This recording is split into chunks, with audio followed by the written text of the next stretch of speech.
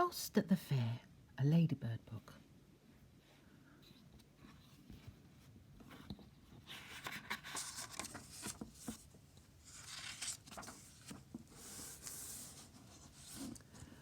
Fast asleep was Dormouse Cottage, up on silent sunny hill. All the dormice lay a-sleeping.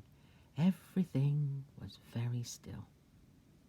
Came a muffled heavy knocking on the cottage window pane. Mrs. Dormouse rose and listened, rubbed her eyes and yawned again. Down the stairs went Mrs. Dormouse, grumbling, only half awake. Wondered, is the house on fire? What a dreadful noise to make.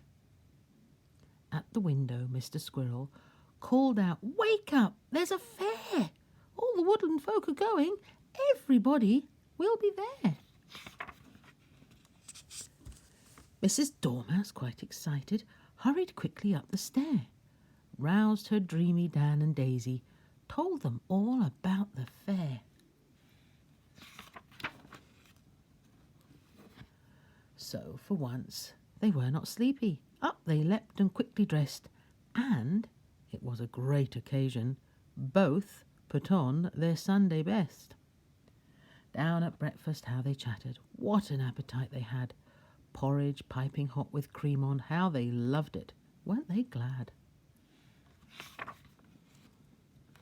"Wellington," said Mrs. Dormouse, "would be best. Now come along." And so they put them on and hurried out to join the throng.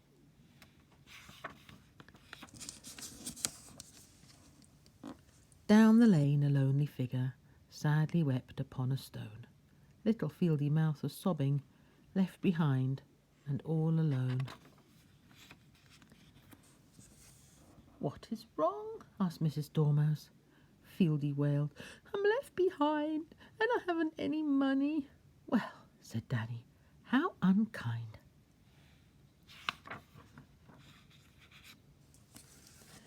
"Never mind," said Mrs. Dormouse. "Come with us, we'll take you there."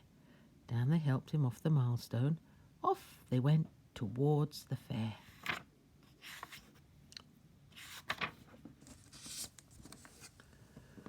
Woodland rabbits, woodland mousies, 2 by 2 by 3 by 4, fill the little woodland byways more and more and more and more.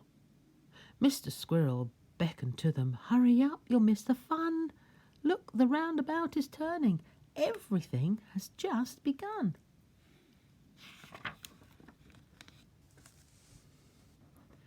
Mrs. Dormouse bought some candy, sticks of woodland fairy rock.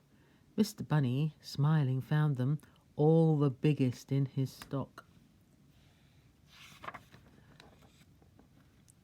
When they heard a showman shouting, "Come on, mousies, have a shy. Lovely coconuts, my hearties," Dan and Fieldy had a try. Danny missed and then was lucky. Hit one with his second go. Off it went, and Mr. Showman said, "Well done, that was a throw." Gave the coconut to Danny. Danny squeaked in glad surprise. Then they turned and gazed and wonder. What a sight now met their eyes.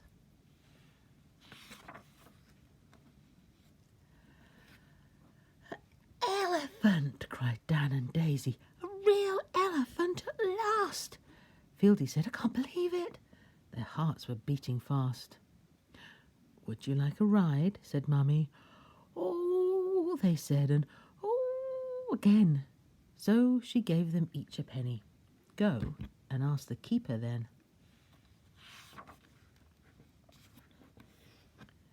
The keeper sent them up the ladder, up and up and up on high, till they thought they'd climb forever, or until they reached the sky.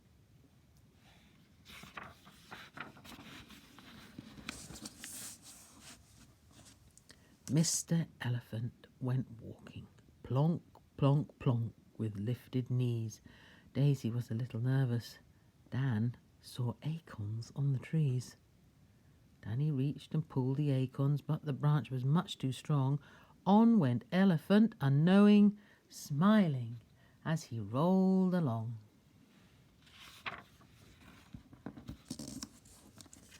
But alas, poor poor greedy Danny couldn't leave the tempting fare, Mr. Elephant kept walking and left poor Danny hanging there. "Stop! Oh, stop at once!" cried Fieldy. "Danny's hanging in the tree." Elephant was very troubled. "Let us go for help," said he. But a large and friendly blackbird heard poor Danny's unhappy wail, caught him just as he was falling, caught him safely by the tail.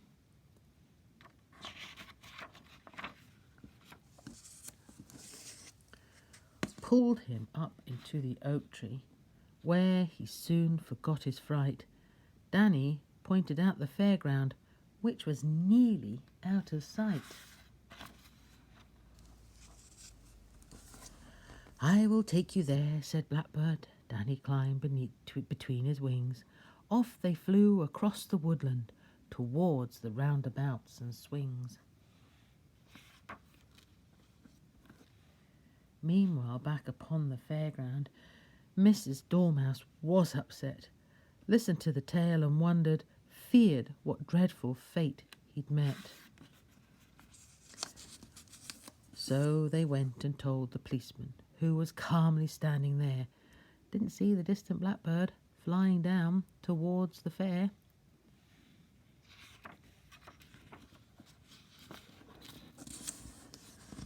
On his back, the eager Danny told the blackbird where to land.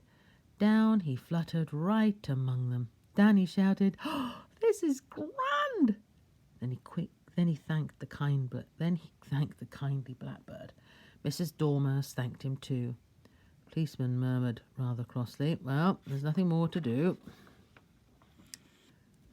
Off he went, and so did Blackbird. Dormouse waved a last goodbye as he winged towards the woodland, growing smaller in the sky.